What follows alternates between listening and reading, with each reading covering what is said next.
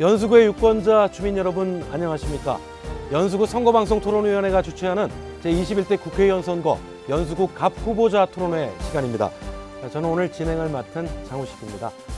아프리카 속담에 혼자 가면 빨리 가고 함께 가면 멀리 간다 이런 말이 있습니다. 과거 금모으기로 IMF 금융위기를 극복했던 우리 국민들의 저력을 발판으로 요즘 참 힘든 시기죠. 이번 코로나19 사태에도 올바른 투표 문화로 국가와 국민을 위해서 일을 할 앞으로 4년 동안 열심히 뛸 인재를 선택해 주셔야 할 것 같습니다. 자, 이번 4.15 총선에서는 무엇보다 유권자 여러분들의 소중한 한 표가 중요합니다. 오늘 토론회는 제21대 국회의원 선거 연수구 갑 선거구에 출마한 후보자들의 정책과 공약을 알아보는 시간으로 약 60여 분 동안 진행이 되고 남인천 방송 스튜디오에서 사전 녹화에 방송을 하고 있습니다.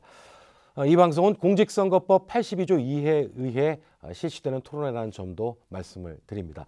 아무쪼록 오늘 토론회가 각 후보들의 정책과 공약을 비교 검증하고 유권자 여러분들이 바른 선택을 하시는 데 도움이 되기를 바랍니다. 자, 그럼 후보자들을 소개해 드리도록 하겠습니다. 제21대 국회의원 선거 연수구 갑 후보로는 모두 3명이 등록을 했고 공직선거법 기준에 따라 후보자 2분과 함께 오늘 토론회 진행합니다. 후보자들의 좌석 배치와 발언 순서는 토론회에 앞서 추첨을 통해서 결정이 됐고요. 이 순서에 따라서 후보자들을 소개해 드리겠습니다. 기호 1번 더불어민주당 박찬대 후보입니다. 예, 더불어민주당 기호 1번 박찬대 후보입니다. 기호 2번 미래통합당 정승현 후보입니다.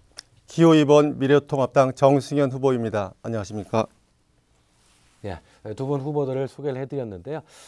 토론에 앞서 진행 방법을 잠깐 말씀드릴게요. 오늘 토론은 후보자들의 기조 연설에 이어서 후보자 모두에게 드리는 전반부 사회적 공통 질문, 후보자 모두 발언 후에 후보자의 개별 보충 질문, 이 사회자가 상대 후보자에 대한 질문 주도권을 가지고 진행하는 사회자 개별 질문 후 보충 질문, 그리고 마지막으로 후보자들의 마무리 발언 순서로 진행이 됩니다.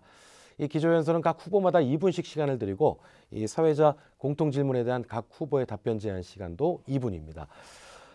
후보자의 공약 발표 제한 시간 2분이고 상대 후보자의 질문을 공약 발표 후보자에게 할 수 있는데 질문 시간은 30초, 그리고 이에 대한 공약 발표 후보자의 답변 시간은 2분입니다.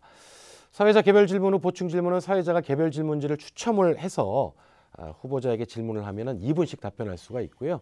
상대 후보자가 보충 질문을 할 수 있고 이에 따른 답변도 2분씩 똑같이 진행이 됩니다. 질문 답변 시간 가급적 2분을 넘기지 않아 주시기 바랍니다. 후보자 맺은 말은 각 후보마다 2분씩 진행이 되고요. 후보자들에게 주어지는 발언 시간 제한을 위해서 앞에 이 타이머가 설치가 되어 있습니다.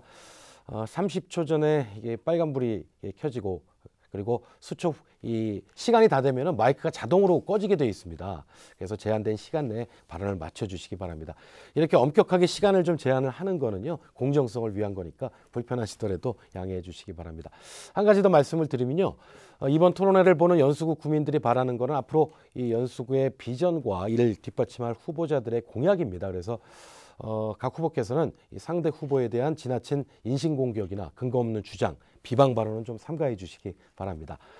자, 그럼 본격적인 21대 국회의원 선거 연수구 갑 후보자 토론회를 시작을 하겠습니다. 먼저 말씀드린 대로 후보들의 기조연설을 들어보도록 하겠습니다. 발언 시간 2분인데요. 더불어민주당 박찬대 후보부터 시작하겠습니다. 시작하시죠. 네. 사랑하고 존경하는 우리 연수 유권자 여러분, 더불어민주당 인천 연수갑 국회의원 후보 기호 1번 박찬대입니다. 전 세계가 코로나19와 전쟁을 벌이고 있습니다. 엄중한 상황에서 높은 시민의식으로 인내를 갖고 동참해 주고 계신 우리 국민 여러분 자랑스럽습니다. 아직 상황을 낙관할 수는 없지만 국민 여러분과 함께라면 퇴치의 길이 멀지 않을 것입니다. 저 역시 이 전쟁에서 승리하기 위해 최선의 노력을 다하겠습니다. 존경하는 연수 주민 여러분, 4년 전 저는 연수 구민의 오랜 수건 사업이던 수인선 청학역 신설을 약속했습니다. 하지만 거기서 만족할 수 없었습니다. 전문가들과 당대표, 부총리, 장관들과 머리를 맞대고 청학동과 신현수를 거쳐 서울까지 30분대에 주파하는 제2경인 전철이라는 사업을 연수의 교통혁신의 큰 그림을 그려내고 있습니다. 존경하는 연수 주민 여러분, 하지만 우리 연수 가야 할 길이 아직 멉니다. 더 활기차고 더 가치 있는 연수를 만들어야 합니다. 교통 환경뿐만이 아니라 갈수록 노후화되고 있는 아파트 주거 환경 개선도 절실합니다. 빈약한 공공의료 기반도 확충해야 합니다. 이렇게 현안 많은 우리 연수 원도심, 어떤 국회의원이 필요합니까? 한눈 팔지 않고 오직 연수와 인천만 바라보는 국회의원이 필요하지 않겠습니까? 지역의 핵심 현안을 가장 잘 알고 연수 원도심의 가치를 더 높이고 수백조가 넘는 국가 예산과 국가 정책을 국정 파트너로서 진지하게 다뤄본 인물이 필요하지 않겠습니까? 중단 없는 연수 발전을 위해 지체할 시간이 없습니다. 인천이 낳고 연수가 키운 국회의원 박찬대, 소중한 노하우를 연수 발전을 위해 다 쏟겠습니다. 한 번만 쓰기에는 아까운 박찬대입니다. 감사합니다. 네, 계속해서 미래통합당 정승현 후보의 기조연설 듣겠습니다. 시작하시죠. 연수구 주민 여러분 반갑습니다. 기호 2번 미래통합당 정승현입니다. 요즘 코로나 사태로 걱정이 많으시고 고생이 많으시지요. 이 사태를 극복하기 위해서 우선 애써주시는 우리 의료진 여러분 그리고 자원봉사자분들께 깊은 감사를 드립니다. 그리고 현장에서 헌신적으로 일하시는 우리 공무원분들께도 머리 숙여 감사를 드리겠습니다. 앞으로 이 코로나 사태를 극복하기 위해서는 온 국민이 힘을 합쳐서 이 국난을 반드시 극복해야 한다라고 생각을 합니다. 존경하는 연수구 주민 여러분, 지난 3년의 문재인 정부 어떠셨습니까? 이 정부 들어서 경제 성장률은 곤두박질 쳤고 실업률이 늘어서 청년 실업자가 상당히 많이 늘었습니다. 또한 부익부 빈익빈 현상이 날로 심해지고 있습니다. 특히 이번 코로나 사태까지 겹치면서 우리 자영업자, 소상공인분들 많은 어려움을 겪고 거리로 내몰리고 있습니다. 대기업조차도 구조조정을 통해서 인원 삭감에 나서고 있습니다. 정부는 소득주도 성장이라는 경제학 교과서에도 없는 실험적인 정책을 통해서 우리 경제를 위기로 몰아가고 있습니다. 여기에 조국 사태를 통해서 정부 여당이 보여준 오만함과 불손함 그리고 비상식은 우리 국민들에게 많은 절망감을 주었다라고 생각을 합니다. 그리고 지난 4년 동안 지켜진 공약이 무엇인지 알 수 없는 지역의 현역 국회의원, 우리는 그 무능함을 똑똑히 4년간 확인을 했습니다. 4월 15일은 오만하고 무능한 문재인 정권을 심판하는 날입니다. 4월 15일은 발전이 멈춰선 연수구를 살리고 새롭고 희망찬 연수구를 여는 날이 될 것입니다. 여러분의 소중한 한 표, 중요한 선택을 받아서 열심히 일하고 싶습니다. 저 정승현 앞장서겠습니다. 네, 두 분의 기조연설 잘 들었습니다. 두 분 모두 시간을 잘 지켜주셔서 감사합니다. 그럼 사회적 공통질문에 대한 토론으로 들어가 보겠습니다. 질문은 연수구 선거방송토론위원회에서 의제를 선정했음을 알려드립니다.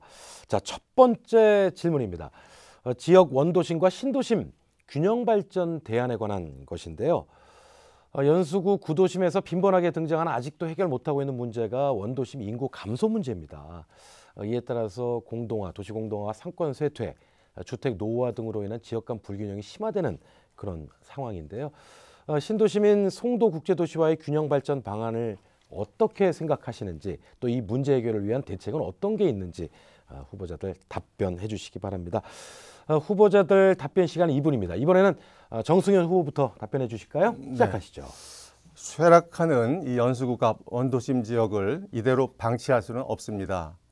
저는 연수문화관광단지를 조성해서 원도심과 신도시 간의 상생 발전을 반드시 실현하겠습니다.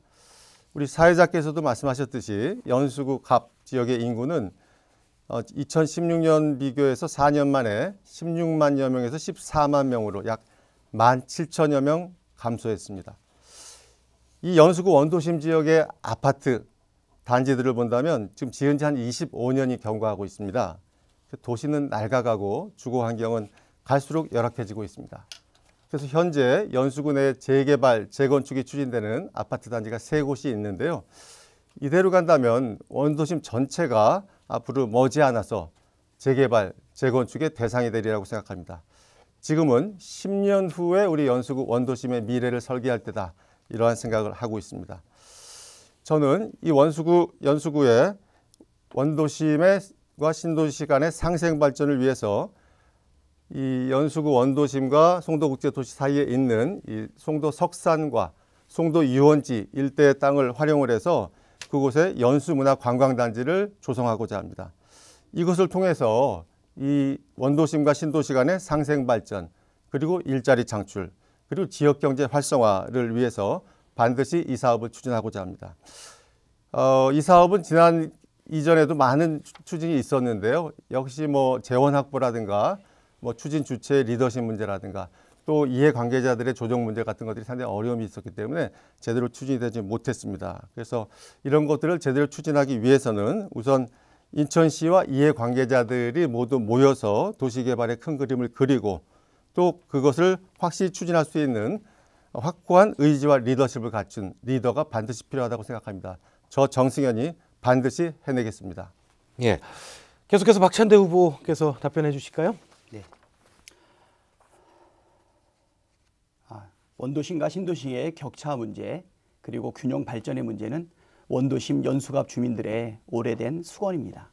보통 신원 도심의 갈등이라고 얘기할 수 있는데 신원이라고 하는 것은 오래된 원통함을 푼다라는 뜻도 있습니다. 송도 국제도시의 발전의 그늘에 원도심의 주민들은 박탈감을 많이 느끼고 있습니다. 안상수 전 시장 송도 개발에 집중을 하고 미래통합당 전 의원 연수집권 16년의 결과가 다 반영된 것이 아닌가 싶습니다. 송도에만 인프라와 투자가 집중되는 동안 연수는 날이 갈수록 쇠락해 갔습니다. 연수는 배드타운이 가속화되고 젊은이들이 떠나는 도시가 되었습니다. 현재의 한국 경제 역시 지난 수십 년간 누적된 결과가 지금 나타나고 있습니다. 국가의 경제 체제를 바꿔나가는 것 필요한 것처럼 연수의 중단 없는 발전이 이루어지기 위해서는 큰 틀의 변화가 있어야 됩니다. 저는 지난 4년 동안 대통령을 설득하고 시장을 설득했습니다. 청학역 신설 추진, 신한국당, 한나라당, 새누리당 모두 해내지 못한 일이었습니다. 저와 민주당은 제2경인전철로 연수의 성장 동력을 만들어내고 있습니다. 연수 교통혁명에 더 박차를 가하고 또한 공공의료를 강화하고 아파트 리모델링 지원 프로젝트도 시작할 것입니다. 제가 지난 4년간 연수 발전을 위해 뛰고 있을 때 정 후보께서는 어디에 계셨는지 묻고 싶은 심정입니다. 재물이 있는 곳에 마음이 있다라는 성경 구절이 있습니다. 서울과 송도동에 집을 소유하고 있고 별도의 전세권까지 가지고 있는 정승현 후보보다 청학동 원도심에 집을 가지고 있는 박찬대가 원도심 발전 더 진정성 있게 하지 않겠습니까? 미래통합당은 제가 청학동에 산다고 연수 발전 계획을 구체적으로 가지고 있다고 저에게 부동산 투기를 한다고 공격을 하고 있습니다. 원도심 청학동에 집을 산 것이 투기인지 묻고 싶습니다. 많은 시민들이 원도심으로 이사 오기를 바랍니다. 청학동에 집 사면 투기라고 오해가 될 만큼 끝났으니까 원도심의 가치를 높이겠습니다. 예, 발언이 시간이 끝났으니까 이제 다음번 이 시간 제한이 있기 때문에 시간이 이제 발언 도중에 끝났을 때는 다음번 시간을 이용해서 또 좀 보충해서 얘기를 하시면 됩니다. 두 분 답변 잘 들었고요. 두 번째 질문을 한번 드려보겠습니다. 아까 잠깐 얘기가 나오긴 했었는데 이 두 번째 공통 질문은 송도 석산 문제 해결과 개발 방향에 대한 질문입니다. 일부만 절개된 채 방치되고 있는 송도 석산, 인천공항에서 이 인천시로 딱 들어올 때 가장 먼저 눈에 띄는데 이게 흉물이다. 그래서 지난 10년간 방치되고 있다 이런 지적이 있습니다. 최근 지역 주민들에게 일부 텃밭으로 제공이 돼서 뭐 기능을 하고 있는데 이게 근본적인 해결책이라고 볼 수는 없죠. 문제 해결을 위해서 후보자들 어떤 생각을 갖고 계신지 들어보겠습니다. 이번에는 박찬대 후보부터 답변해 주실까요? 예, 송도 석산 문제 인천국제공항에서 연수구로 들어올 때 첫눈에 보이고 있습니다. 그렇지만 흉물스럽게 오랫동안 방치되어 있어 옥륜이동 주민을 비롯한 인천 시민들을 안타깝게 하고 있습니다.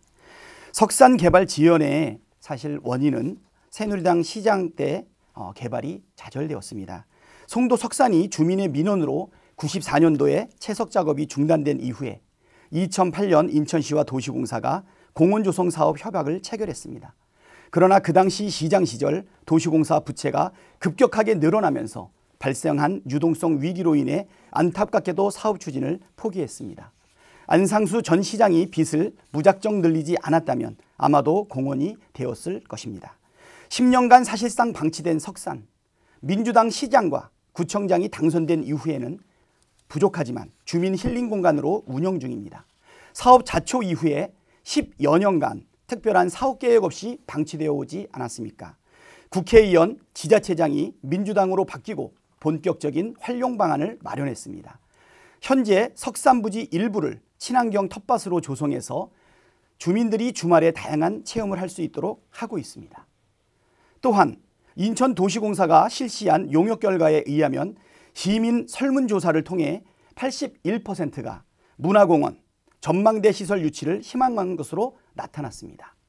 서울의 문화비축기지 사례를 참고로 해서 석산의 특징과 장점을 활용해 전망대와 문화시설을 설치하겠습니다.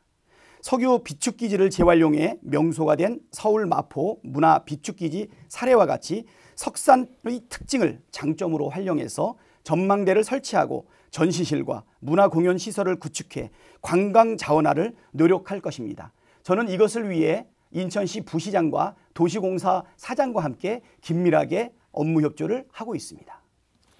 네. 아까 그 발언 통해서 잠깐 이야기해 주셨는데 정승 후보는 이 송도 석산에 대해서 어떤 계획 갖고 계신지 답변 시작해 주시죠. 제가 처음에 말씀드렸던 연수문화관광단지를 조성을 해서 성장 동력을 마련하고 그걸 통해서 일자리를 만들고 그러한 경제 효과가 원도심의 경제 발전으로 이어질 수 있도록 하겠다 말씀을 드렸는데요. 그 대표 공약의 핵심 영역이 이 송도 석산 개발입니다. 잘 아시다시피 송도 석산은 약 4년 전 별에서 온 그대라는 유명한 드라마 촬영지로 소개되면서 관광지로 급부상했는데요. 근데 그것도 일시적인 현상이고 요새는 많이 찾는 관광객들이 줄었다고 합니다. 송도 석산을 관리하는 인천도시공사가 현재 여러 방안을 찾고 있는 것으로 알고 있습니다. 하지만 그런 것들이 이러한 여러 가지 시행착오를 통해서 지금까지 본다면 제대로 이루어지지 않았기 때문에 좀 더 확실한 추진 주체와 또 재원 조달 방안 또 리더십의 확보가 반드시 필요한 상황입니다. 아까 박찬대 후보께서도 얘기하셨던 현재 많은 시민분들이 그곳을 텃밭이라든가 산책로로 이용하고 계시는데 그것은 상당히 좋은 것이라고 생각합니다. 하지만 그런 것들이 지속되기가 어렵고 아직 개발이 안 되는 단계에서 임시방편적인 방안이기 때문에 그거를 고려해서 앞으로 좀 구체적인 대안이 마련되어야겠다 생각을 합니다. 저는 송도 석산을 서울에 서울숲이 있듯이 인천을 대표하는 시민의 숲으로 만들고 싶다. 더 나아가서 이것을 인천의 명품공원으로 개발을 해서 연수구의 랜드마크, 인천시의 랜드마크로 만들고 싶다라는 생각을 가지고 있습니다. 예를 들면 채석장을 활용을 해서 개발했던 중국 상하이의 채석장 호텔이라든가 포천에 많이 찾고 계시는 포천 아트밸리 같은 곳이 특색 있는 곳으로 많은 관광객들을 유치하고 있는데요. 이런 것들을 통해서 지역 발전이 이어지고 있다. 그래서 이러한 연수문화관광단지라는 큰 틀 속에서 송도 석산을 개발을 하고 그 과정을 통해서 우리 연수구 원도심을 상승시키겠다 이런 생각 가지고 있습니다. 네. 자, 세 번째 공통 질문 또 드리겠습니다. 요즘 가장 우리 시민의 삶에 영향을 많이 미치고 있는 게 바로 코로나19입니다. 세 번째 공통 질문은 이 코로나19에 따른 노인 등 취약계층 지원에 대한 내용입니다. 정부와 지자체가 다각적인 대책을 마련하고 있지만 이 신체적, 정신적으로 면역 기능이 떨어지는 노인들의 코로나19에 대한 취약성, 또 복지시설 대부분이 무기한 폐쇄됨으로써 이 사회적 소외감이 급증이 되고 이 사회적 단절로 인해서 정부나 지자체의 코로나19 관련 어려움 등이 상당히 심각해져서 지금은 마땅히 대책이 없는 그런 상황이라고 합니다. 자, 안전 취약계층인 어르신들, 이 노인들에게 이 복지 사각지대에 놓여 있다는 지적이 계속되고 있는데 코로나19에 따른 노인 등 취약계층 지원에 대한 방안, 어떤 방안 갖고 계신지 두 분 후보들께 여쭙겠습니다. 마찬가지로 후보자별 답변 시간은 2분입니다. 이번에는 정승현 후보부터 답변해 주실까요? 예, 코로나 사태가 장기화되면서 많은 취약계층 분들이 어려움을 겪고 있습니다. 저는 취약계층 분들에게는 더 많은 지원을 국가가 해야 한다고 생각을 하고요. 특히 피해가 큰 곳에는 맞춤형 지원 확대로 이 위기를 극복해야 한다고 생각합니다. 노인분들이라든가 무급휴직 노동자, 청년 구직자 이런 분들이 취약계층에 포함이 되겠는데요. 이분들에게 정부는 긴급재난지원금 형태로 하위소득 70%에 대해서 100만 원씩 지급하겠다 이런 안을 가지고 있습니다. 물론 이런 것도 필요하겠습니다만 이런 코로나 사태를 통해서 더 취약한 계층으로 몰리고 더 어려움을 겪고 있는 분들, 예를 들면 어르신분들이라든가 지금 뭐 무급 노동자분들이라든가 이런 분들에게는 조금 더 두터운 지원이 필요하겠다. 예를 들어서 65세 이상의 어르신들에 대해서는 뭐 의료비 부담 금액을 좀 완화한다거나, 요새 코로나 사태로 경로당이 폐쇄가 되고 장애인 복지 시설이 폐쇄가 되면서 이분들이 집안에만 계시지 않습니까? 그래서 이런 분들에 대해서는 뭐 돌봄 서비스를 강화해야 하고 그 혜택을 받는 대상 범위도 확대해야 한다라고 생각을 합니다. 근데 본다면 이 코로나 사태로 피해를 보는 분들이 반드시 취약계층에만 있는 것이 아닙니다. 시장이라든가 상가를 돌아보면은 재래 상인분들이라든가 소상공인분들, 이런 분들이 직격탄을 맞고 있습니다. 하지만 유감스럽게도 이분들 말씀을 들어보면은 이분들은 정부가 얘기하는 70%에 포함이 안 되는 분들이 많다라는 걸 항변들을 하십니다. 그래서 이번 코로나 사태로 직접적인 피해를 보는 이러한 자영업자나 소상공인 분들에 대한 정부의 맞춤형 지원이 반드시 필요하겠다. 예를 들어서 유상으로 저리융자를 좀 길게 한다거나 또는 각종 세금을 일시적으로 감면한다거나 반드시 이분들이 다시 일어날 수 있는 기회를 정부가 제공해야 하겠다. 이러한 과정을 통해서 앞으로 코로나 이후에 또다시 올 수 있는 경제 위기에 대비해야 한다라고 저는 생각합니다. 예. 자, 계속해서 박찬대 후보는 어떻게 생각하시는지 의견 말씀해 주실까요? 네, 지금 정승윤 후보의 말씀 좋은 말씀들이 많다고 생각이 됩니다. 앞으로 재선되면 정책에 적극적으로 반영할 여지가 많이 있겠다 생각이 됩니다. 지금 전 세계적으로 위기 상황입니다. 물론 적극적인 재정 정책을 펼칠 필요가 있습니다. 현재 코로나로 전 세계 경제가 심각하게 위축되고 있습니다. 미국과 중국, 유럽 선진 경제국 모두가 비상이 걸린 상태입니다. 특히 경제 위기 상황에서 취약계층이 가장 먼저 타격을 입습니다. 미국도 위기의식으로 1,200달러 현금 지원 등 2,400조 원의 경기 부양안을 트럼프 대통령과 민주당이 신속하게 통과시켰습니다. 미국은 이외에도 추가적인 경기 부양책을 준비하고 있습니다. 우리나라도 역시 적극적인 재정정책의 필요성이 제기되고 있습니다. IMF 등 국제기구들은 코로나19 이전에도 세계적인 경기 침체, 뉴 노멀에 대비해서 한국의 적극적인 정책을, 재정정책을 적극적으로 활용하기를 권고한 바가 있습니다. 먼저 코로나로 인해서 고통받고 있는 취약계층의 사회 안전망 강화 및 현금 지원 등 직접 지원 방안이 시급하게 처리되어야 합니다. 우리 정부는 지난 추경에서 기초수급자 및 차상위 가구 230만 명 대상 4인 가구 기준으로 108만에서 140만 상당의 소비 쿠폰 예산을 집행 중에 있습니다. 실직, 휴폐업 등으로 위기 상황 발생, 저소득 위기 가구 11만 9천 명 가구에게도 긴급 생계비 2,656억 원을 지원하고 가정의 양육수당 또한 지원을 확대하고 있습니다. 취약계층뿐 아니라 세금을 많이 내고 있는 국민에게도 골고루 혜택을 드리기 위해 민주당은 소득 기준 없이 4인 가족 기준으로 100만 원 현금 지급을 추진하고 있습니다. 정부의 정책을 조정하고 보완할 계획을 가지고 있습니다. 선거 후에 2차 추경을 준비해서 빠르게 추진하겠습니다. 여야와 함께 협치하겠습니다. 네. 자, 네 번째 공통 질문 드립니다. 네 번째 공통 질문은 제2경인선 건설에 대한 내용입니다.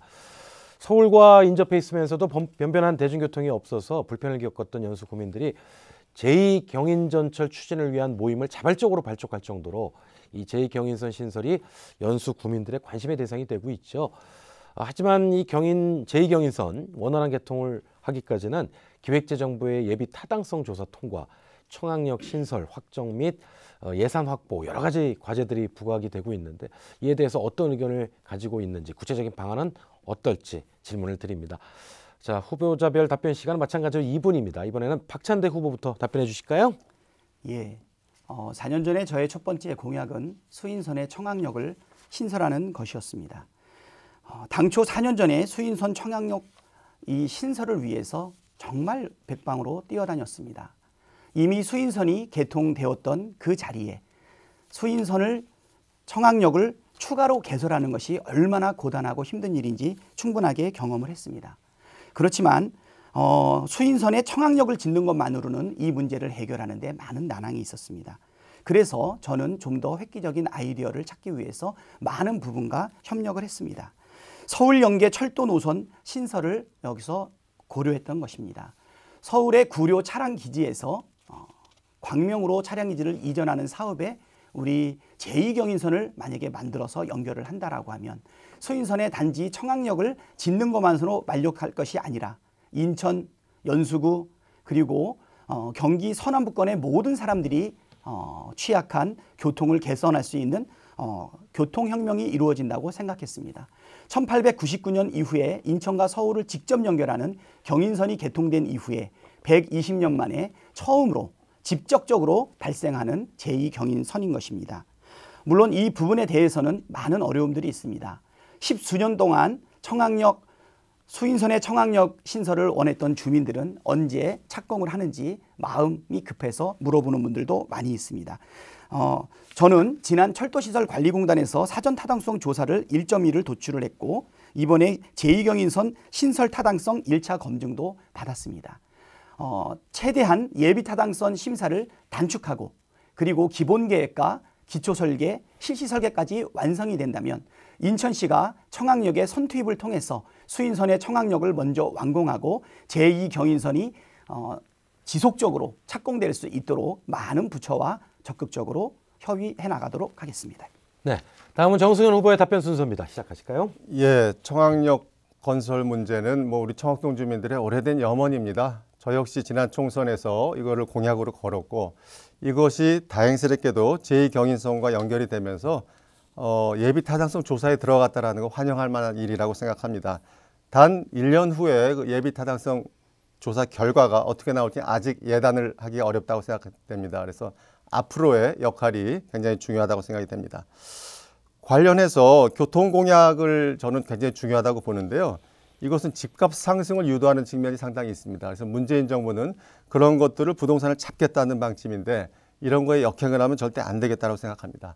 저는 어제 인천시당에서도 기자회견을 했습니다만 박찬대 후보는 지난 2016년 총선에서 청학역 신설과 송도 KTX 완공을 최대 공약으로 내세웠습니다.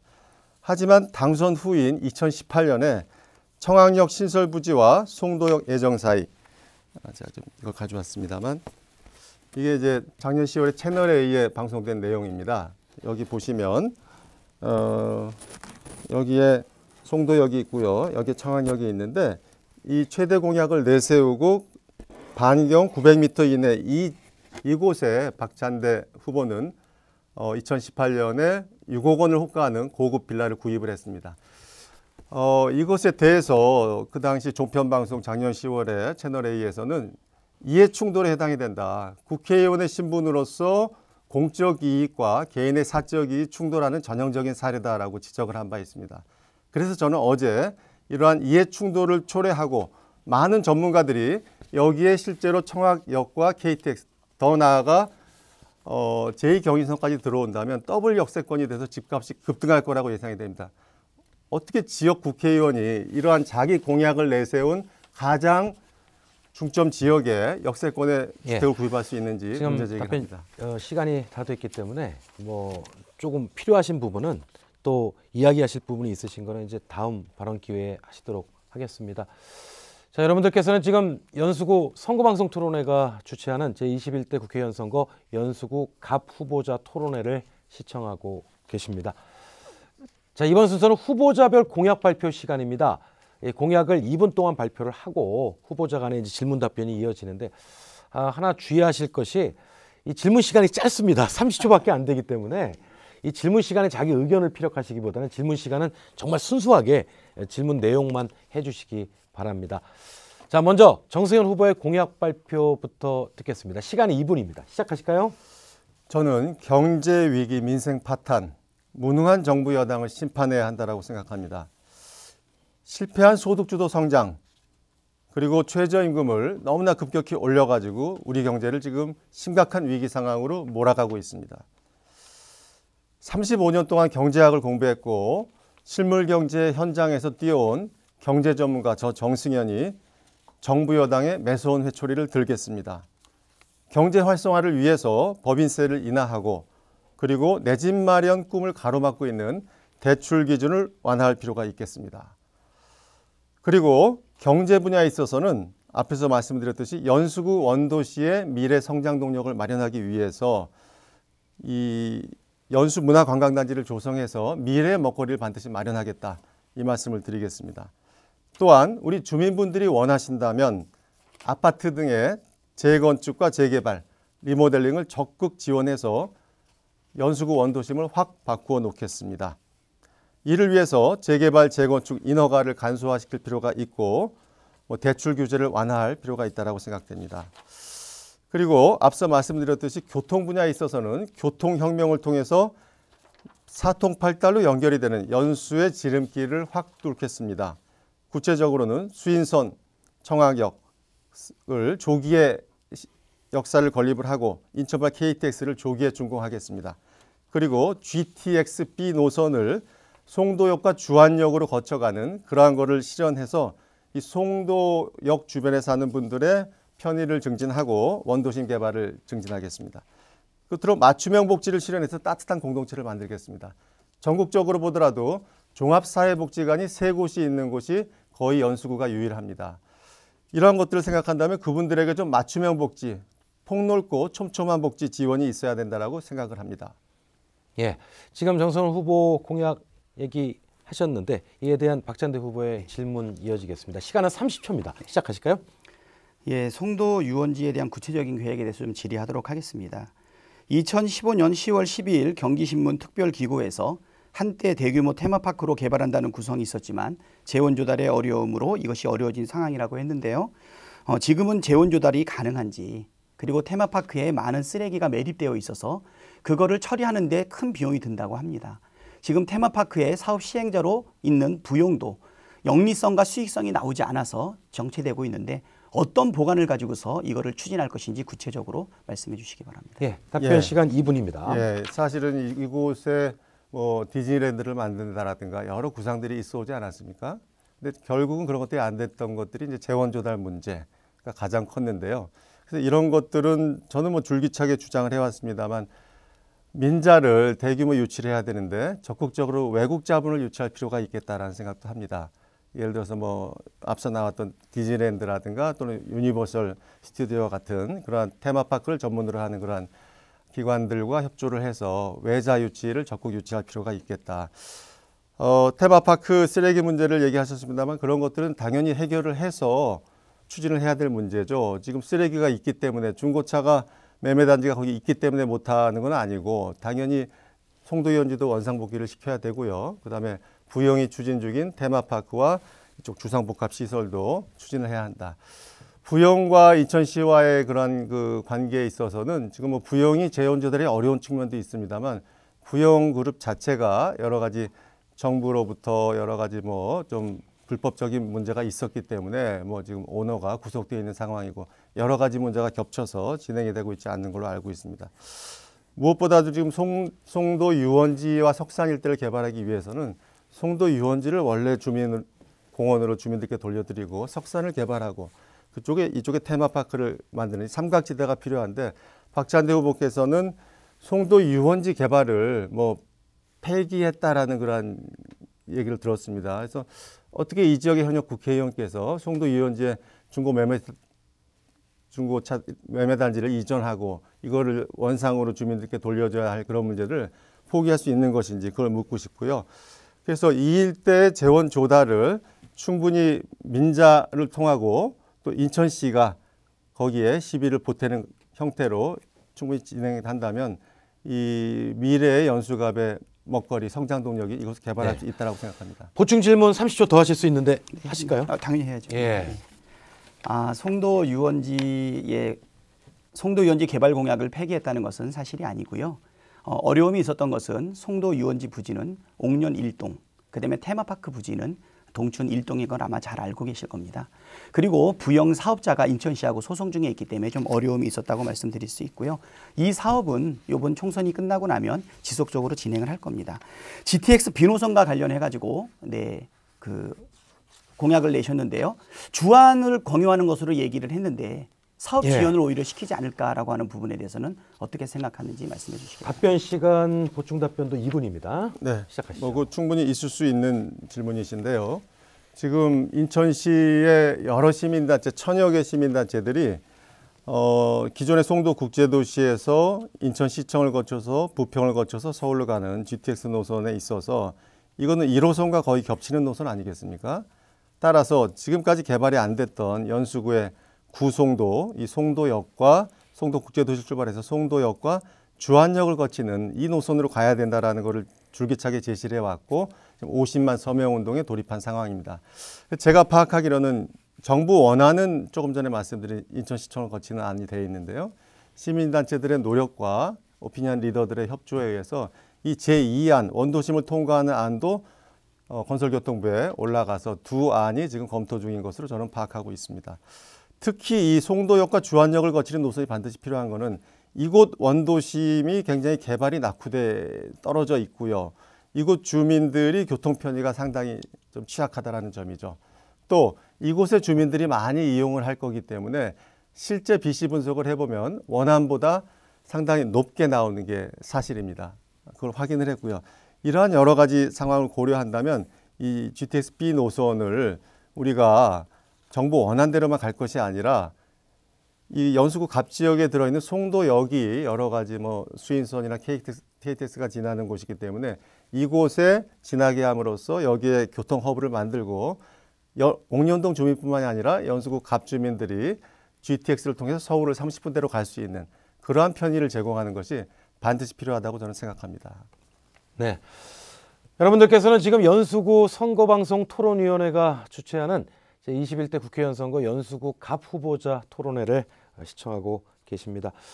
이번 토론회를 보는 연수구 구민들이 바라는 것은 앞으로 연수구의 비전과 이를 뒷받침할 후보자들의 공약입니다. 그래서 지금 공약을 중심으로 좀 이야기를 해주시고 아까 잠깐 상대 후보에 대한 약간 비방이 약간 있었는데 각 후보들께서는 다시 한번 말씀을 드립니다. 이 상대 후보에 대한 지나친 인신 공격과 근거 없는 주장, 비방 발언은 좀 삼가해 주시기를 다시 한번 부탁을 드립니다. 자, 이번에는 박찬대 후보가 공약을 발표하고 역시 또 질의 응답하는 그런 시간을 갖겠습니다. 공약 발표 시간은 마찬가지로 2분입니다. 시작하시죠. 예. 교통환경 개선, 제2경인선 그리고 수인선 분당선 직결 등 서울 연계를 강화하겠습니다. 수인선 청학역 신설에서 제2경인선으로 확대 추진 성과를 지금 보이고 있습니다. 한국철도시설공단 사전 타당성 조사를 2018년 12월에 이미 마쳤습니다. 이후 2019년 7월 기획재정부 예비 타당성 조사 대상 사업을 포함했습니다. 획기적인 진행 속도입니다. 여당의 원팀으로 일해온 노하우를 잘 살려서 예타 통과 무사히 마치고 국토부의 광역철도 기본계획에 반영해 본사업을 실시할 것입니다. 예산 역시 임기 내 본사업비를 반영할 것입니다. 공공의료를 개선하겠습니다. 연수 공공의료타운을 설립하겠습니다. 연수 의료지표가 열악한 상하입니다. 지역 내 응급의료센터 30분 내의 도달률은 66%에 불과합니다. 개양은 89%입니다. 2차 의료기관 관내 이용률도 27.8%로 서구 58.7%보다 못합니다. 인구 10만 명당 종합병원 병상수도 152.3개로 일천에서 꼴찌입니다. 그럼에도 지역 내 공공의료기관은 필수 의료 영역 진료를 줄여가고 있습니다. 연수동 일원에 500병상 규모의 공공의료타운을 설립해서 연수 구민과 인천 시민의 필수 의료 분야인 응급의료, 중증 외상의료, 산부인과, 어린이 재활, 장애인 및 지역사회 건강관리, 커뮤니티 케어 등 종합의료 서비스를 제공할 수 있도록 할 것입니다. 주거환경을 개선하기 위해서 노후아파트 리모델링 지원센터를 신설할 것입니다. 연수 원도심 아파트단지 1991년부터 본격 입주가 시작된 이래 공동주택의 95% 이상이 입주 후 25년을 초과하고 있습니다. 설비 노후화, 주차공간 부족, 내진 성능 미흡 등 유지보수비 급증 및 주거 성능이 저하되고 있습니다. 공동주택 리모델링 지원 사업을 통해서 사업성, 사전타당성, 컨설팅, 안전진단, 공사비 융자, 2차 지원, 재정전 지원도 병행하도록 하겠습니다. 예, 박 후보의 공약에 대해서 정승현 후보께서 질문해 주시기 바랍니다. 시간은 30초니까요. 안배 잘하셔서 시작하시죠. 자, 이번 공약에서도 4년 전에 이어서 불법 중고 자동차 매매단지 이전 공약이 들어있죠. 제가 4년 전에도 문제 제기를 했었습니다만 2013년에 송도 유원지가 현재 불법 중고차 매매단지로 전락할 때 박찬대 후보는 당시에 이거를 추진했던 주체인 인천도시관광공사에 감사하셨죠. 감사는 그거를 제대로 기관을 감사를 해야 되고 잘못된 결정이 이루어질 때 그걸 막아야 하는 역할이었는데 본인은 감사 역할이었는데 그걸 못 막았고 우리가 문제 제기를 하니까 본인은 반대를 예. 했다라고 얘기했습니다. 발언 시간이 끝났기 때문에 뭐 질문의 취지는 아시니까 예. 이 질문에 대해서 2분 동안 답변하실 수 있습니다. 예, 예. 송도 중고차 부지는 국회의원 당선되고 난 이후에 저희 지역구에 해당이 되고 있는 옥년 이동의 중고차는 거의 대부분이 지금 이전되고 있는 상황이고요. 임기 내는 다 완성될 거라고 생각이 됩니다. 그리고 송도 유원지는 제가 너무 잘 아는 곳입니다. 우리 정승현 후보 서울에서 성장하셨기 때문에 어린 시절을 송도 유원지에서 보내셨는지 잘 모르겠습니다. 저는 1년에 4번 이상을 소풍을 송도 유원지로 갔습니다. 모든 우리 인천 시민들의 꿈과 추억이 담겨져 있는 장소입니다. 저는 인천시의 요청에 의해서 인천 도시관광 주식회사 송도 유원지의 실질적인 자본주는 사이칸 홀딩스라고 하는 민간 기업입니다. 그 민간 기업이 제대로 된 공영 개발을 진행할 수 있는지 감시하는 역할을 하기 위해서 감사로 파견된 적이 있습니다. 그때 수익성 악화를 이유로 해서 유원지 사업을 폐쇄하고 그리고 임대 부지로 제공한다고 했을 때 감사로서 분명하게 반대 의지를 표명을 했고 그 부분을 이사회 기록에 분명하게 남겨놓았습니다. 아쉬운 부분은 많이 있지만 중고차 임대 부지가 임기 내에 반드시 이전될 수 있도록 좀 노력하도록 하겠습니다. 저는 도시개발 그다음에 전문가로서 회계사로서 국토연구원과 한국개발연구원에서 자문위원으로 오랫동안 활동을 했고요. 도시공사와 인천관광공사의 외부감사인으로서 이 사업을 오랫동안 지켜보았습니다. 한 가지 안타까운 것은 제가 공약을 할 당시만 해도 우리 연수구가 둘로 나뉘어 있었습니다. 갑과 을로 나뉘어져 있는데요. 우리 지역구 밖에 있는 부분에 있어서 좀 소극적인 대응이 참으로 많이 아쉽습니다. 이번 지역구가 획정되는 순간에 원도심 전체를 우리 지역구로 했었으면 좋았겠지만 그것을 이루지 못해서 많이 아쉽고요.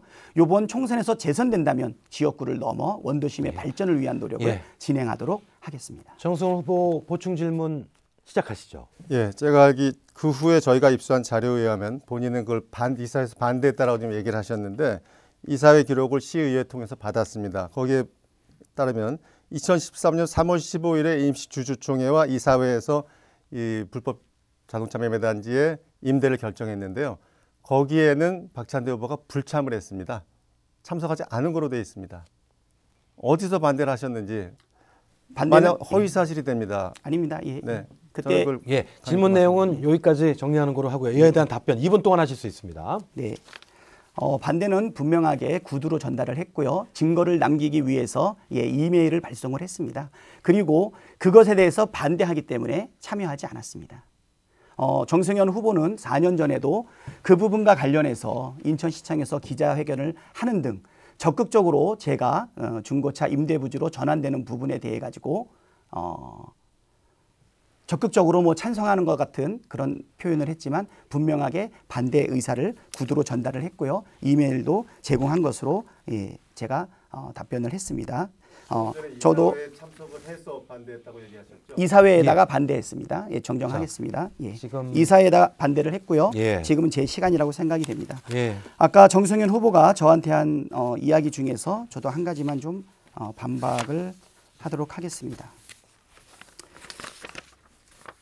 자, 제가 부동산 투기를 한 것이 아니냐라고 해가지고 우리 종편방송에 있는 내용을 가지고 공격을 했는데요. 저는 정 후보야말로 부동산 투기를 한 것이 아닌가 생각이 됩니다. 정승현 후보의 공직 후보 재산 신고 내용을 보게 되면요. 서울 서대문에 7억 7천만 원 상당의 주택을 가지고 있고요. 송도 국제도시에 5억 3천만 원 상당의 주택을 가지고 있습니다. 무슨 이유인지 모르겠지만 연수구에 또 전세보증금, 그러니까 송도죠. 여기에 또 2억 8천만 원을 가지고 있습니다. 이 세 건만 합쳐도 15억이 넘고요. 경남에 2필지의 땅을 가지고 있습니다.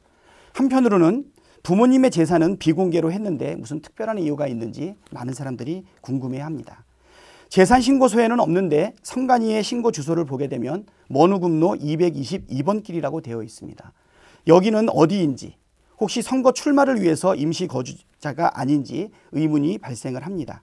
서대문에 집도 있고 송도에 집도 사면서 연수갑에 출마하시는 분이 왜 연수갑 지역에는 집이 없는지 많은 분들이 해명을 요구합니다. 지금 이제 서로 질의를 하시다 보니까 상대에 대한 여러 가지 의혹들도 제기를 하셨는데 요거는 이제 본인들이 상대의 발언 시간이 다 있기 때문에 본인들의 발언 시간일 때 추가로 질의하시거나 또 거기에 대한 입장을 말씀하실 것이 있으면 말씀해 주시면 좋을 것 같습니다. 자, 순서별로 진행을 하겠습니다. 이번 순서는 사회자 개별 질문 후 보충 질문 시간인데요. 지금 인천시 연수구 선거관리위원회에서 그 밀봉된 개별 질문지를 보내왔습니다. 자, 이 질문지를 제가 지금 열어서 이곳에 있는 그 각 후보들에게 온 그 질문지를 이 자리에서 바로 뜯어서 질문을 드리겠습니다. 이렇게 하는 이유는 공정성을 담보하고 또 후보자들의 어떤 순발력을 보기 위한 거니까요. 시청자 여러분들이 양해를 해주시기 바랍니다. 자, 이번 그 후보자에 대한 질문은 사회자 개별 질문인데요. 먼저 정승현 후보에게 질문을 드리겠습니다. 제가 질문을 드릴 텐데요. 지금 준비된 질문지를 열어보도록 하겠습니다. 네, 정승현 후보에게 드릴 질문은 지역 종합병원의 공공의료기능 약화에 대한 대책입니다. 연수구에 있는 공공의료기관인 인천적십자병원이 경영난을 이유로 지난해 응급실을 폐쇄하는 등 6개 과목만 진료해서 기능을 대폭 줄였죠. 종합병원에서 일반병원으로 축소가 돼서 지역 공공의료 서비스가 좀 축소되는 거 아니냐 이런 우려가 상당히 많이 있습니다.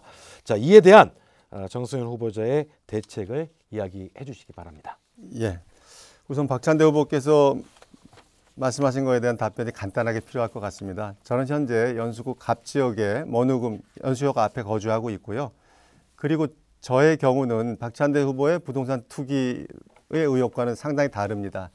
서대문구에 있는 주택은 저희 처의 명의로 되어 있는데요. 처가 무남동녀입니다.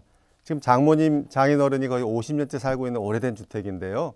장인어른이 몇 년 전 돌아가시면서 상속을 받은 것이고 경남의 조그만 땅도 마찬가지입니다. 이게 투기용. 박찬대 후보가 본인의 공약을 해놓고 그 안에 역세권에 6억 원대 고급 빌라를 사서 부동산 투기로 의혹을 받는 것과 전혀 다르다는 거. 거기 청라에도 주택을 가지고 계시는데 이것도 사신 거잖아요.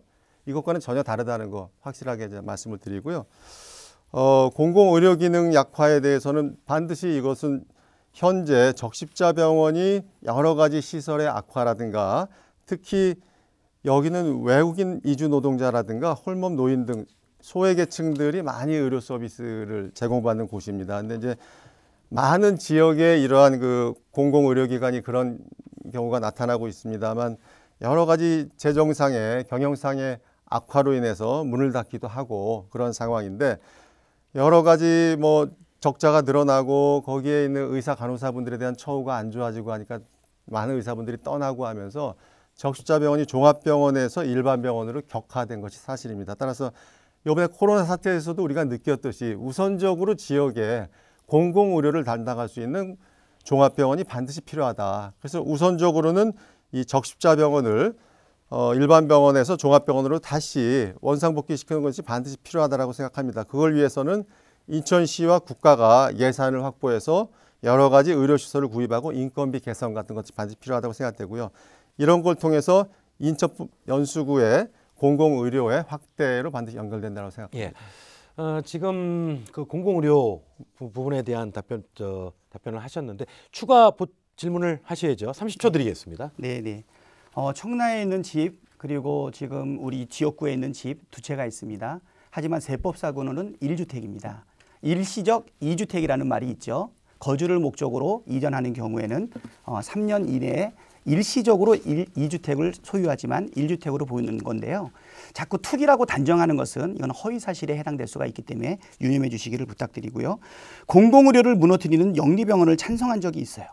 송도에는 발전을 위해서 영리병원이 필요하다 얘기했는데 공공의료를 무너뜨리는 의혹이 많이 있습니다. 이 부분에서 해명해 주시기 바랍니다. 질문하시는 취지는 아시겠죠? 정 후보께서 2분 동안 또 답변을 하실 수가 있습니다. 시작하실까요?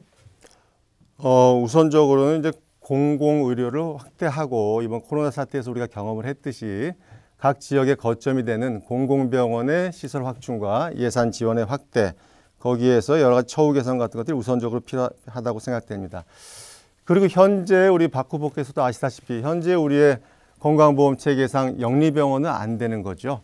안 되는 거지만 앞으로의 미래 우리가 성장을 생각한다면 많은 선진 국가들, 뭐 미국뿐만 아니라 싱가포르라든가 성장하고 있는 많은 나라들을 보면은 예외적으로라도 영리병원을 허용하는 경우가 많습니다. 그것이 국가의료보험 체제를 무너뜨리지 않고, 예를 들면 지금 송도 국제도시 맞습니다. 송도 국제도시에 영리병원 문제가 있었죠. 송도 국제도시는 경제자유구역입니다. 경제자유구역이라는 건 기존의 규제라든가 제한과는 좀 별도로 자유가 주어져야 되고, 여러 가지 바이오뿐만이 아니라 의료산업도 거기서 실험적으로 성장을 시켜야 될 그런 의무가 있는 지역입니다. 그 지역에 한해서만이라도 영리병원을 허용을 하고, 단 그 영리병원이 국내 의료보험 체계에 부합이 될 수 있는 여러 가지 제도적인 틀을 만들어야 되겠죠. 그런 걸 통해서 미래 성장 동력을 만들어서 대한민국을 이끌어 가야 되지, 여러 가지 규제에 묶여가지고 수도권 규제다, 여러 가지 규제다 해서 경제의 성장의 발목을 잡는다는 것은 맞지 않다. 저는 경제학자로 살아오면서 경제의 성장과 분배는 같이 가야 된다. 뭐 두 마리 토끼와 같다라고도 얘기할 수 있는데요. 분배를 위해서라도 성장이 이루어져야 됩니다. 성장이 안 되면 분배도 안 되는 겁니다. 지금 문재인 정부는 소득주도 성장으로 성장 자체를 망가뜨리고 있는 거죠. 분배까지 안 되는 것입니다. 그래서 성장 동력을 마련하기 위해서는 여러 가지 규제를 과감하게 풀 것은 풀고, 특정 지역에 실험적으로 할 것은 하면서 그런 거 성장 동력을 마련을 해야 우리 많은 서민들에게 분배가 골고루 돌아갈 수 있다. 저는 그러한 확신을 갖고 있는 경제학자입니다. 자, 다음은 박찬대 후보에게 개별 질문을 하는 순서입니다. 지금 아까 개봉했던 그 질문지, 이번에는 박찬대 후보의 질문지를 개봉을 해보도록 하겠습니다. 과연 어떤 질문이 들어있을지 제가 직접 열어서 여러분들께 소개를 해드리고 질문을 드리겠습니다. 자, 이 질문은 이런 겁니다. 코로나19 사태에 따른 소상공인, 자영업자들의 피해 구제 방안에 대한 질문인데요. 최근 전 세계를 강타한 코로나19 사태로 국내 경제가 어려운 상황이고, 전 세계 경제도 장기 침체에 접어들 것이다, 이런 전망이 나오고 있는데, 청년 실업률이 높아지고 중장년층의 실업률도 증가할 것으로 예상이 됩니다. 중소기업과 소상공인, 자영업자 등을 보호하고 일자리를 창출해서 이 경제의 침체를 막을 수 있는 방안, 여기에 대한 박찬대 후보의 의견을 듣겠습니다. 네. 먼저 코로나19로 가장 먼저 직격탄을 맞은 소상공인, 자영업자분들에게 위로의 말씀을 드리고 싶습니다. 갑작스럽게 발생한 코로나19로 인해 여러 가지 정책이 나오고 있지만 우리 소상공인과 자영업자를 만족시키지 못하는 점에 대해서는 안타깝게 생각합니다. 하지만 1, 2주 내에 경영안전자금 보증 업무를 비롯해서 지원 정책도 어느 정도 자리매김을 할 것이라고 생각합니다. 문재인 대통령께서도 엊그제 소상공인의 어려움에 대해 각별히 챙겨달라고 한 만큼 저희도 끝까지 챙기겠습니다. 다만 소상공인 자영업자에 대해 근본적인 해결책을 마련해야 되는데요. 우선 체감할 수 있는 정책을 좀 마련했습니다. 먼저 간이가세자 기준을 현재의 4,800만 원에서 1억 2천만 원까지 확대해야 합니다. 야당에서 협조해 주신다면 당장 4, 5월 국회에서 통과시킬 수 있습니다. 또 우리 인천과 연수의 자랑인 이음카드 예산에 모태가 되는 지역화폐 국비 예산을 2배 규모로 늘리고 연수 이음 혜택을 오프라인에서 온라인 배달 서비스까지 확대하는 공공배달앱 공약을 약속합니다. 현재 과점시장은 요기요와 배달의 민족이 지배하고 있습니다. 월 30에서 100만 원에 가까운 수수료를 소상공인들이 부담하고 있습니다. 제2의 임차료라고 할 수 있습니다. 간이가세 기준 변경과 공공배달 앱 개발 등이 이루어진다면 우리 소상공인의 지속가능한 사업 운영에 도움이 많이 될 수 있을 것이라고 생각이 됩니다. 남은 시간을 이용해서 잠깐 또 말씀을 좀 드리도록 하겠습니다. 정승현 후보께서 영리병원은 송도 자유구역에 예외적으로 허용하면 된다라고 주장을 하셨지만 이거야말로 송도의 경제 발전이 우리 원도심에 낙수 효과가 일어났습니까? 그렇지 않습니다. 특히 의사협회에서 현행의 의료체계를 왜곡을 유발하고 의료 영리화를 가속하고 있다고 반대하고 있는 상황입니다. 발언 시간이 끝났기 때문에 여기서 맺도록 하고, 지금 박찬대 후보의 답변에 대해서 정승훈 후보께서 보충 질문을 하실 수 있는데 시간이 30초로 짧습니다. 시간 잘 활용해서 시작하시면 됩니다. 정부는 추경을 통해서 32조 원의 실물 피해 대책을 강구했고요. 100조 원 넘는 금융 안정 대책, 142조에 달하는 긴급 재난 지원금을 마련했습니다. 물론 코로나 국난 극복을 위해서 반드시 필요한 사업이라고 생각을 합니다만 말씀드렸듯이 소상공인 자영업자분들에 대해서는 좀 그분들이 좀 거기에 포함이 안 되는 분들이 많기 때문에 다시 한번 좀 적극적인 지원이 필요하다고 생각이 됩니다. 그리고 코로나 사태 이후에 경제 코로나라고 되는 경제 위기를 전문가들이 많이 지적하고 있고 저도 그렇게 생각하는데요.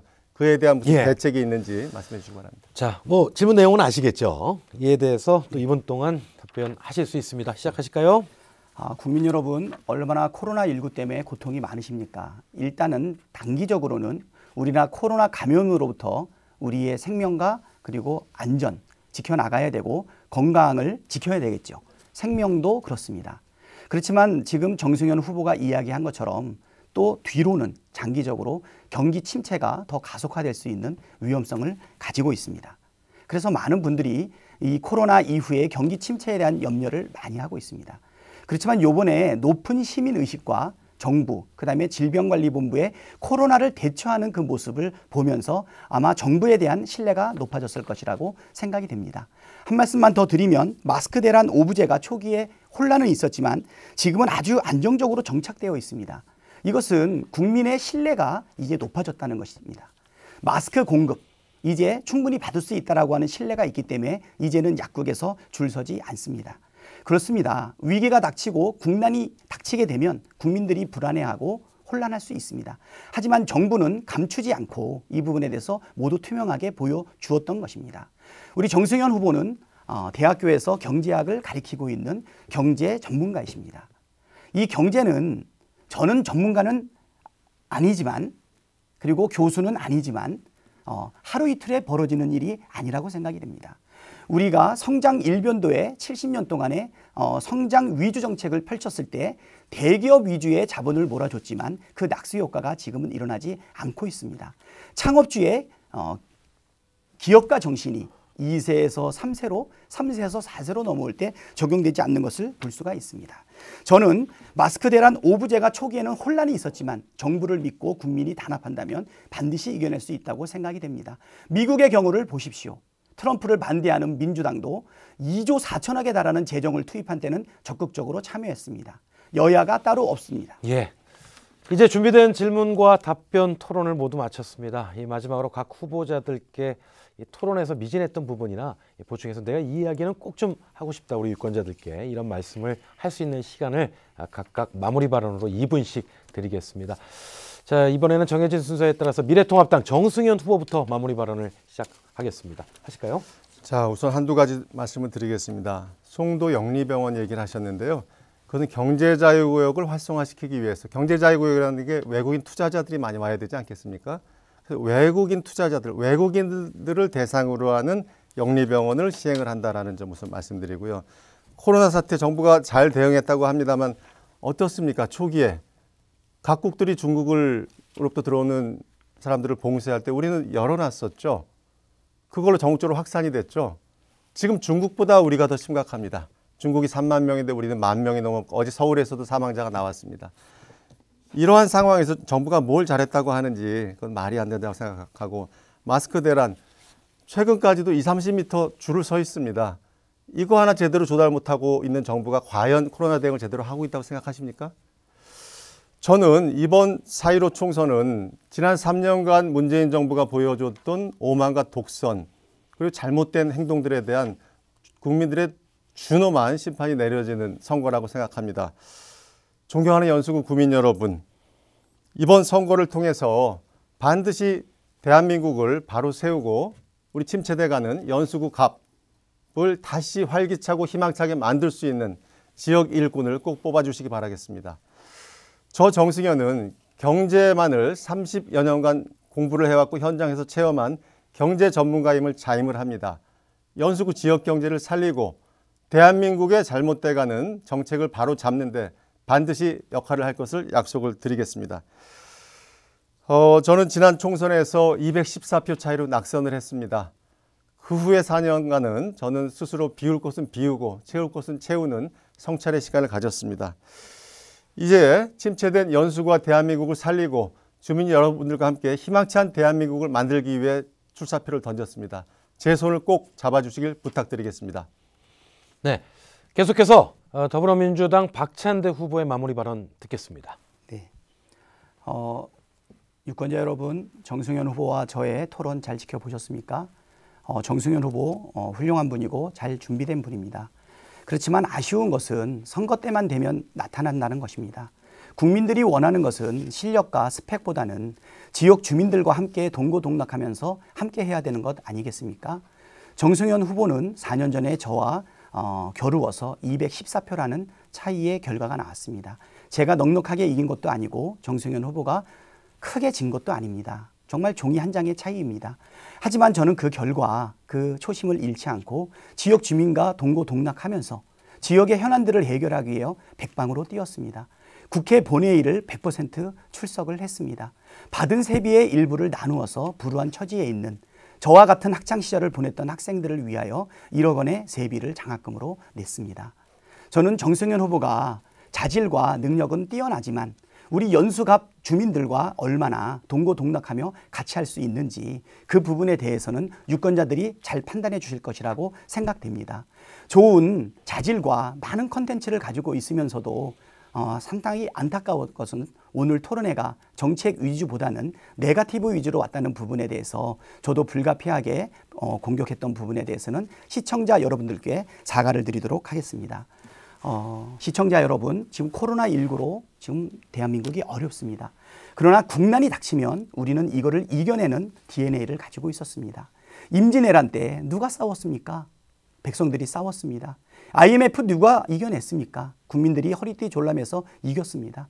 태안 앞바다 기름 유출 사고 이거 누가 다 처리했습니까? 우리가 손에 천조가리 하나 들고 나서서 다시는 회복되지 않을 것 같은 태안 앞바다를 깨끗하게 치운 것 아니겠습니까? 코로나19 정부를 믿고 따라주십시오. 국난일 때는 대통령을 중심으로 뭉쳐야 합니다. 예, 후보자 여러분 모두 수고하셨습니다. 시청자 여러분 그리고 연수구 주민 여러분 어떻게 보셨습니까? 이번 토론회가 연수구 유권자 여러분들의 후보 선택에 큰 도움이 됐기를 바랍니다. 투표는 여러분들이 살고 계시는 고장의 주인된 권리와 의무를 행사하는 일입니다.